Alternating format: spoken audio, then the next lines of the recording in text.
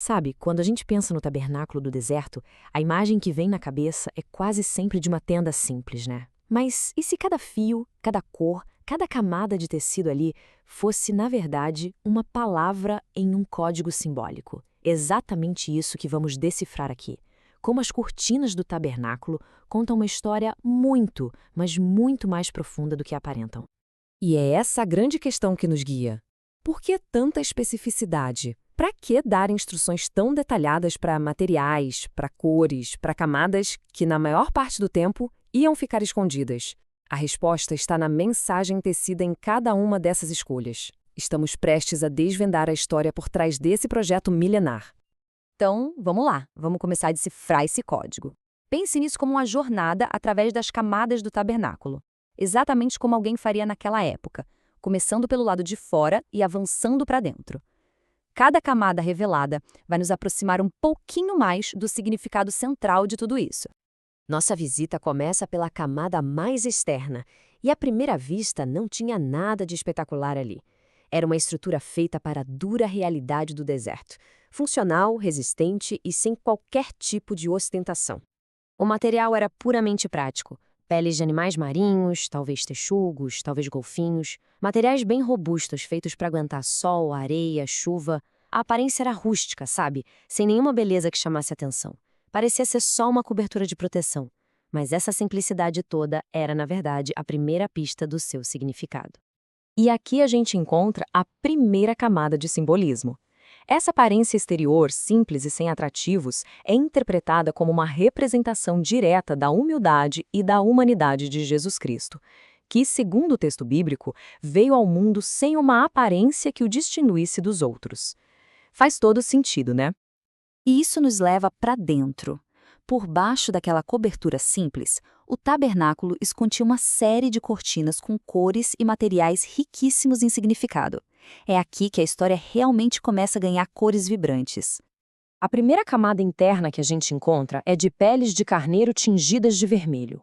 O vermelho aqui é um símbolo inconfundível, apontando diretamente para o sacrifício, para o sangue derramado como meio de remissão. Avançando mais para dentro, a próxima camada era de pelos de cabra brancos. Imagine só o contraste. Esse branco imaculado, sem tingimento, transmite uma ideia de pureza e de justiça absoluta. Se o vermelho falava de sacrifício, o branco fala da pureza que resulta desse ato. E finalmente chegamos à camada mais interna, a mais próxima do sagrado. Um véu de linho fino, perfeitamente branco, mas com figuras de querubins bordadas. Isso nos transporta para a própria esfera divina, para a presença dos seres angelicais que servem junto ao trono de Deus. É uma jornada impressionante, do humano para o sacrificial e, por fim, para o celestial. Agora, o nosso foco muda das coberturas para as cortinas da entrada, o portão do pátio. Aqui, uma paleta específica de 4 cores é introduzida, e cada uma delas adiciona uma nova e fascinante dimensão à história que está sendo contada. Temos aqui 4 cores entrelaçadas: azul, púrpura, escarlate e branco. Elas não são apenas decorativas. Juntas, formam uma declaração teológica completa. Vamos decodificar o que cada uma significa. Começando pelo azul. Como a cor do céu, o seu simbolismo é bastante direto. Remete a uma origem celestial, aponta para a divindade, para aquilo que vem de cima, do próprio Deus. Depois, temos a púrpura. Historicamente, este era um pigmento raríssimo e caro, associado quase que exclusivamente à realeza. Portanto, a sua presença aqui é um claro símbolo de reinado, soberania e autoridade régia.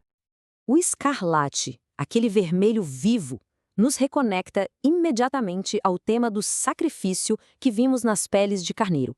É a cor do sangue, representando a redenção, o preço pago e a obra de salvação que está no coração de toda essa narrativa.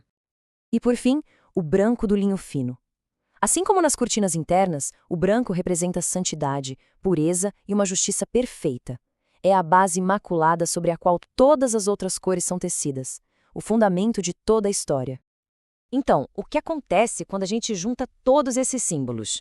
A cobertura externa, as camadas internas, as 4 cores da entrada. Elas não são ideias separadas, mas peças de um quebra-cabeça que se encaixam perfeitamente para formar uma única e coerente mensagem. E aqui vemos como tudo se conecta.